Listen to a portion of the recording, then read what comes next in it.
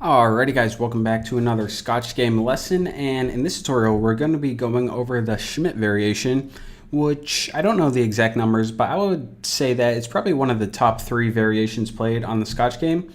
So definitely worth studying, and of course the Scotch E4, E5, Knight F3, Knight C6, and D4.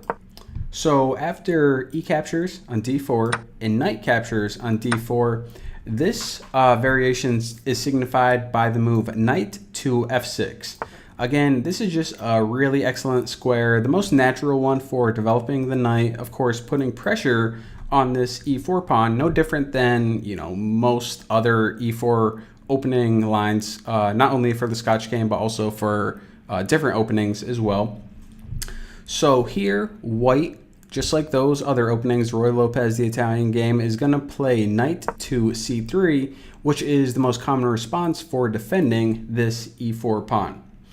So, of course, this develops the knight at the same time, which is always good. And now, black's most typical response, and their strongest one, is to bring out their bishop, developing it to b4 with a pin on this knight on c3.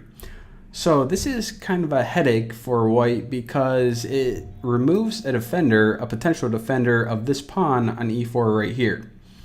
So what white is going to do in this opening line is they actually decide on their next move to take on c6. Now they do this for the main reason of they want to harm black's pawn structure, and a secondary reason is they want to prepare this move, which we're going to see in a bit, which is going to defend this pawn. But essentially, if black doesn't want to lose their queen, then they have to take back. So most of the time they choose to take back with b captures on c6, and that is because, I'll just show you guys real quick, capturing with the d pawn is not that great because after capture, recapture, black not only has doubled pawns, but their king is in the center of the board and white has a bunch of pieces left. So definitely not a situation that black wants to be in. So that is why after the move knight captures on c6, then it's the b pawn that black typically chooses to recapture with.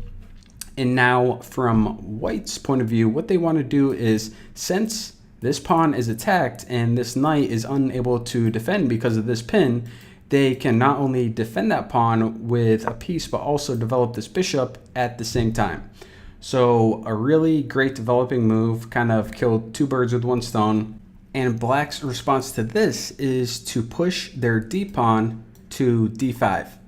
So why is this? Why would you push it at this point in time? It is because, of course, like we said, this knight right here is pinned. And this pawn right here on e4, it isn't very well protected just by 1 piece. So it seems with 2 attackers on it that this is a good time as any to attack this pawn. Now, white is typically going to want to just capture and then black recaptures. And it's not their only option. White can also just choose to move their pawn forward. But if they do this, and after black moves away to, well, essentially anywhere, so it isn't attacked, this pawn right here is going to be just sitting in the middle of black's camp. As you can see, it's completely undefended, and it has no goal. It's not going to do anything except be gobbled up eventually. So from white's point of view, after this move, pawn push to d5, if it's going to be lost eventually, you might as well get some compensation for it. So E captures on d5, C captures on d5, and what this does essentially is it undoubles black's pawns, which is always a good thing.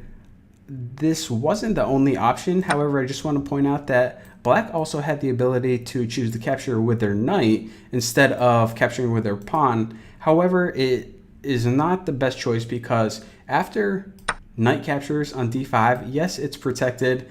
However, what white can do in this example is essentially just castle. And then let's say that black gets even more greedy.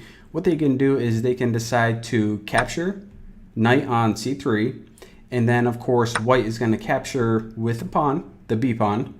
And then let's say that black does something like, hey, free pawn, it isn't protected, and I also have an attack right here attacking this rook.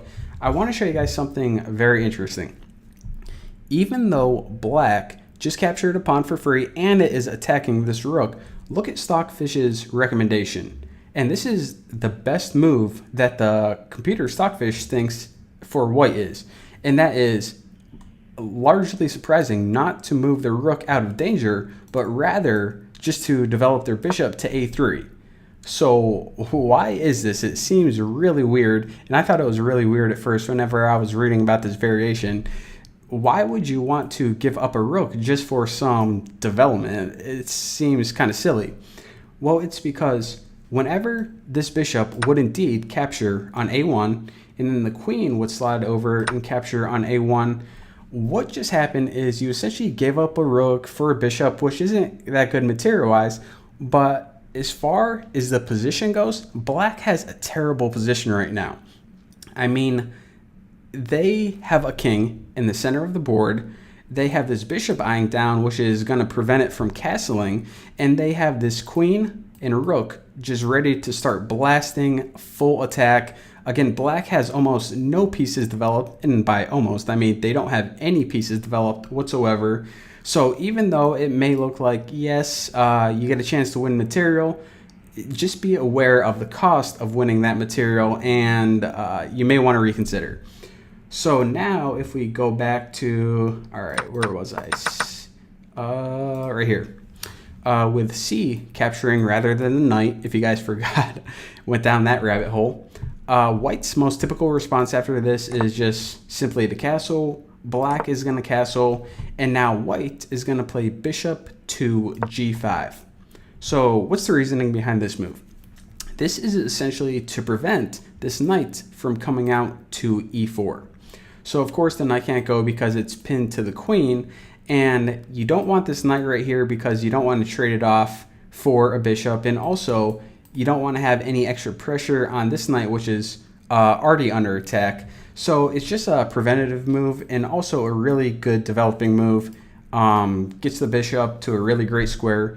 Yes, black can indeed kick it away by moving their h-pawn out to h6, but this isn't typically the best idea because this would only weaken their light squares, and you really don't want to do this, especially when you have a light square bishop eyeing down to start weakening the light squares in front of your king. So what black is usually going to choose to do is just to bump their pawn and kind of ignore this right now because yes, this knight is indeed protected. So they're just going to choose to make a solid move, and that is bumping out their c-pawn to c6. And what this does is it not only opens up an additional lane for the queen, but it also helps defend this pawn, which was under attack. So that is the overall essentials to the Schmidt variation. Again, a lot different than the classical variation. Both have their benefits and drawbacks, but definitely something to study and be aware of. So as always, thank you guys for watching. Don't forget to subscribe, and I will see you guys next time.